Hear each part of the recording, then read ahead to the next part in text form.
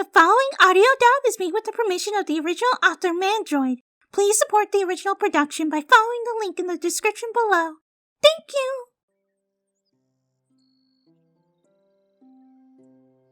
You were Rainbow Dash, and you just got back into town. You had been gone for a few days, and boy, did you feel it. Cloudsdale was cool and all, but all your friends were in Ponyville. It was also Hearts and Hooves Day, and you had a plan. You were going to march right up to Anon's house, look him straight in the eye, and do something. Buck, this was harder than you thought. What did humans even do for this kind of thing? What if Anon was some sort of stud and had this happen all the time? You were cursing through town when you smelled something foul. Oh, gross! You started to look for the source of the smell when you spotted a large group of ponies headed through town square. You fly high to get a better look. All of them seem to be really happy, but their eyes are kind of glossed over. You notice something else weird. All of them were mares. You see Applejack, Fluttershy, even Pinkie Pie is bouncing around in the crowd. Man, what is up?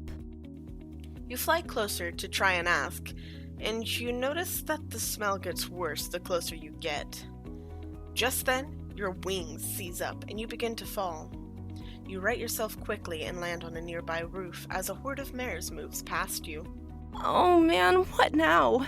Your wings never did this. The only time they did this was when you were... Oh, Buck.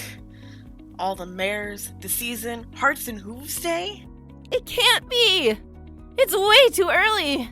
You look in the direction the mares were headed, right towards Anon and Mous's house. That proves it. You take off as fast as you can. You had to get there before they all did. Anon's point of view. You were Anon, and you were having a wonderful time being asleep. It being quiet and dark in your living room was a plus, too. It was also just great to hang out with Mous yesterday, but he had always been able to drink you under the table. You're nursing your hangover in comfortable silence when something starts banging at your door. You groan as you roll over and try to ignore the sound. Fucking Celestia's witnesses can just piss off right now. Despite your best efforts, though, the knocking continues. You can hear Mous groaning as he no doubt tries to do the same as you and block out the noise. Eventually, it becomes too much for him. What? He was obviously still pissed at being woken up. Man, he hated being woken up. Guys! It's me! You gotta open up! Huh? Rainbow? Is that Rainbow? I don't fucking know. Hang on. You hear Mous grumble about being woken up 2 days in a row as he unlatches the door. Rainbow cannonballs past Mous and into the living room. Are those windows locked? Is there enough food here? How fast can you guys run? Mous slams the door and causes your hangover to flare again. Rainbow Dash, you have 30 seconds to tell me why you're here waking us up before I take my hangover rage out on you. He trudges into the living room. Come on, Dash. Tell us what's up. We need to get out of here. Mous pinches the bridge of his nose. Why? Because it's happening! Right now! Mous's eyes went wide as his frustration mounted. My Friday getting ruined? You step between the two of them. Whoa. You try and get Rainbow and Mous to back down. Dealing with these two going at it was not on your to-do list. You turn and look Rainbow in the eyes. What's going on, Rainbow? She's still on edge, eyes wide and darting around the room. There's no time! They're gonna be here any minute, and we have to get you both out! Rainbow.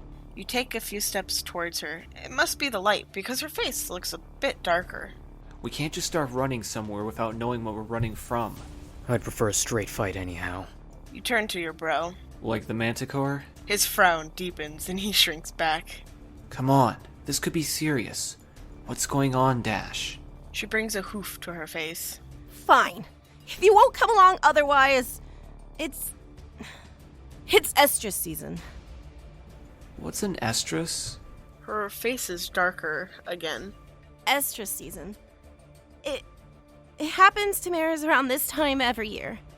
Her brains get all messed up and all we can focus on is... She mumbles something under her breath and turns her head away. You lean in a bit closer. Focus on what, Rainbow?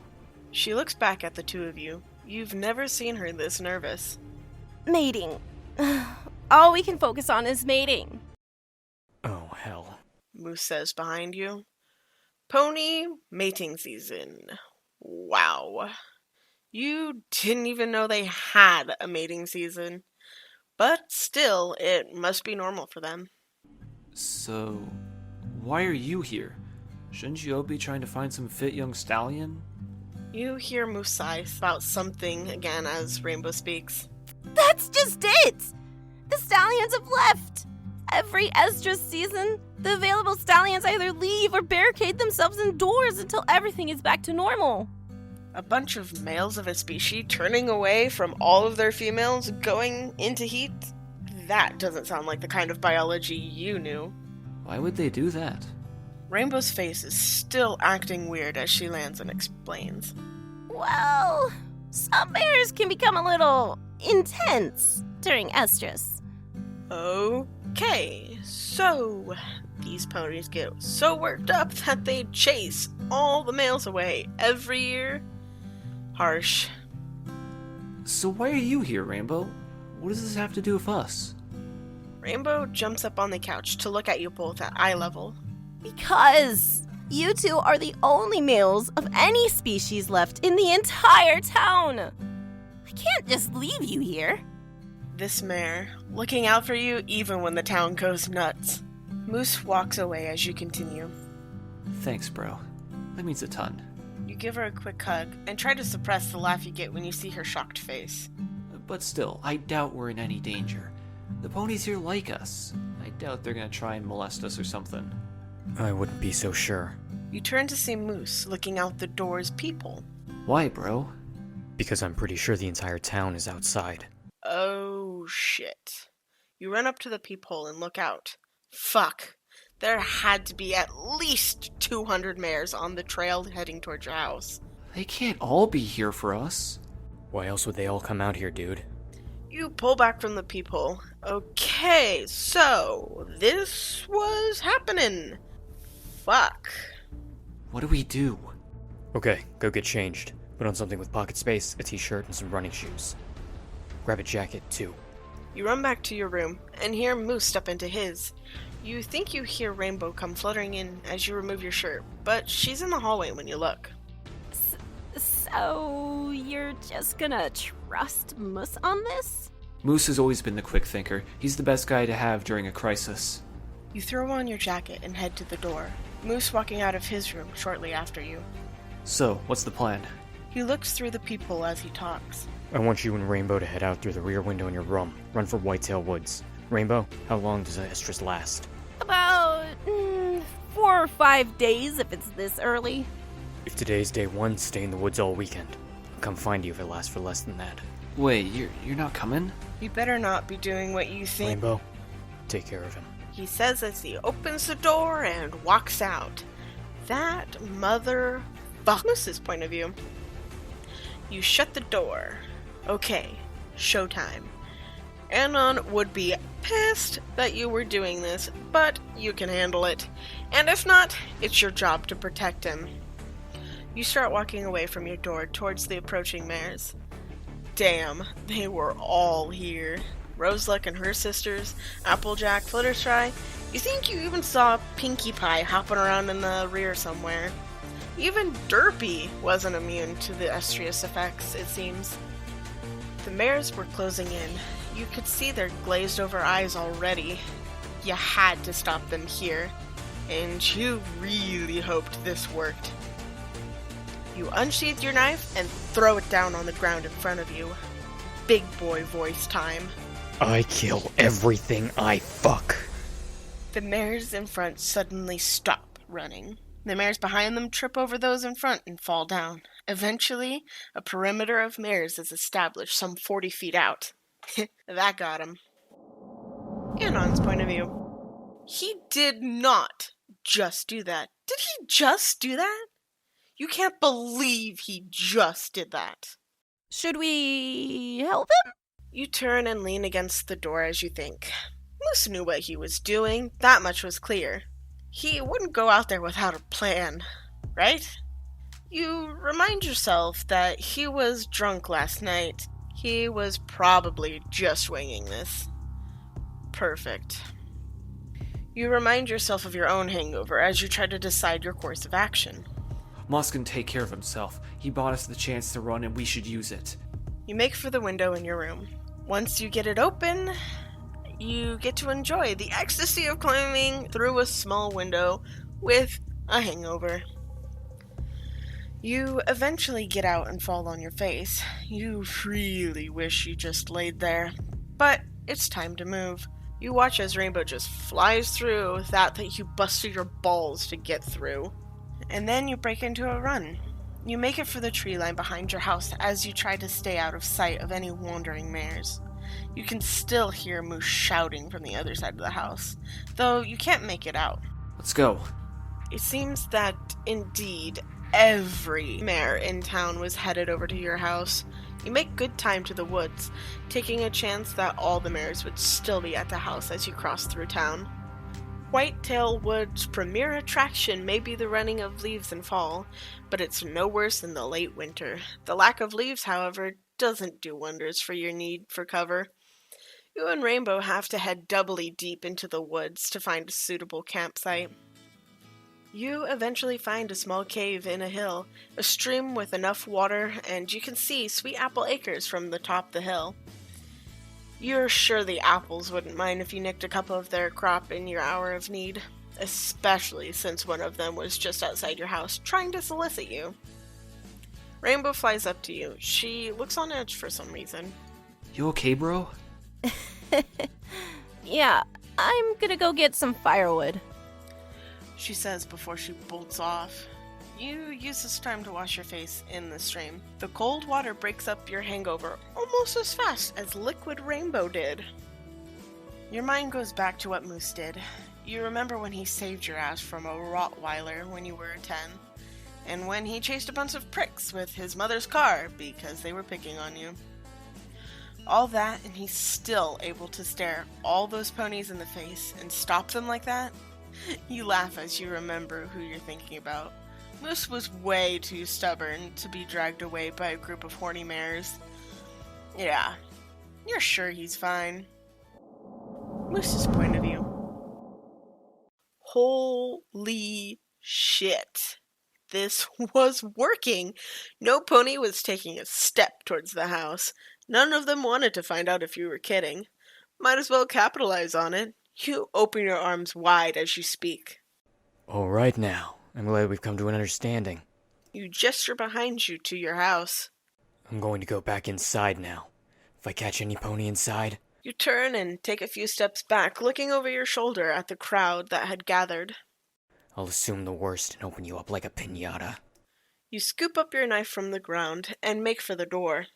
This was probably the only time something invoking David Bowie's name was used to repel females. You step inside your house and close the door. You immediately look outside the people to ensure you don't have a stampede of sex-crazed mares to deal with. You can see every pony talking amongst themselves. All of them looked afraid. Some of them were even shouting with fear in their eyes. Oh, come on, I'm not that scary. You shake your head as the moment of idiocy passes. Come on, Mous. This is what you wanted. Wait for it. Yes! They were leaving! They were all fucking leaving! You pump your fists at your plan working. This was great. All you had to do was stay holed up over the weekend and get Anon, and you're home free. Your victory was interrupted by a crash coming from Anon's room, though. Knife in hand, you inch your way back to intercept any mares who might have broken in. You leap through the doorway and spot Aloe and Lotus laying on the floor? Bosses? Mous. What the shit? Why were your bosses here? In your... Oh no. Mous, it's so nice to see you. She says as she gets herself upright. Yeah. Really nice. Oh, no. How did you two get in here? You back away. Have to keep them at a distance. Oh, we found that open window and let ourselves in. Fucking hell, Anon. You left the window open. You gotta get them out. You two You set your knife down on the nearby table. really shouldn't be here. Yeah, we heard your speech outside. Lotus steps forward. You forget, Mous. We know you. We know you won't actually hurt us. Shit. They were right. At least, about them. You liked your job. You liked your bosses. You really didn't want to hurt them. You continue backing up until you can think of a plan. You trip over the fucking table and land on your ass. Aloe and Lotus don't miss a beat. They begin walking to either side of you as you sit there, dumbfounded. So, Mous, how are we going to do this? Shall I go first? Or maybe me? Lotus steps over your stomach to her sister. Or perhaps...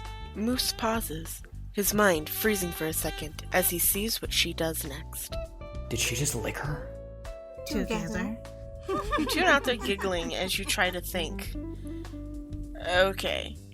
Fuck, you need an emergency plan. Could you... I mean, it's the best you've got. You crack a nervous smile and bring your hands up to each of their heads. You start to rub the back of their necks. People did that in these situations, right? Mous, it's a good thing we taught you the art of massage. This will be heavenly. Yeah. You work your way up a bit. Now, you grab them both by their hair and bolt down the hallway as fast as your legs can carry you. Bathroom, quick. You toss one of the sisters. You can't even tell which one into the bathroom and shut the door quickly. You start hauling into Anon's bathroom as the remainder sister wiggles in your grasp. Mous, stop! This hurts! You toss her in the bathroom and jam a nearby chair under the handle. Hooves or no, you can't risk them getting out. You run to the other bathroom and do just the same as the pony inside was figuring out the lock. Mous, let us out! You'll come out when you aren't trying to seduce me. Fuck. You were rustled. Deep breaths. Okay.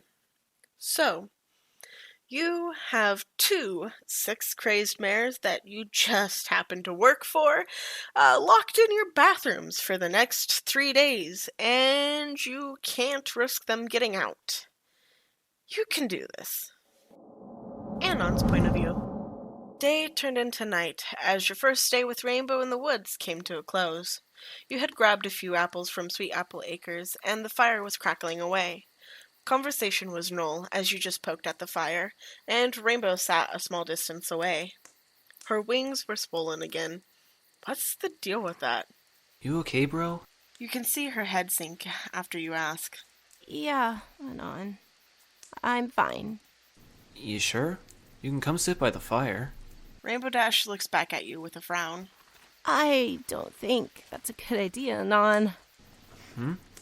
Why not? She gets up and trots over to you. She looks pissed. Because I'm a mare too, Anon. The estrus is starting to affect me as well. Is that why... You point to her wings. She sighs and just stares at the fire. No, that's not because of the estrus. You scoot a bit closer to comfort your bro. I read about Pegasi wings. I know why they get like that. So, who's the lucky stallion? Rainbow just looks at you with sad eyes. It's not a stallion, Anon. Whoa. Yeah, you, probably should have guessed Rainbow Dash and all. That's cool. So, what's her name? Do I know her? Rainbow lifts off from her seat by the fire and flies to the mouth of the cave. It's not a pony, Anon. Guess interspecies was a thing here. You had heard that Dash had a griffin friend, so it must be sort of common. Well, that's cool too. You can't help who you like. She's getting more frustrated, though you can't imagine why. So, you still haven't said... Anon! It's you.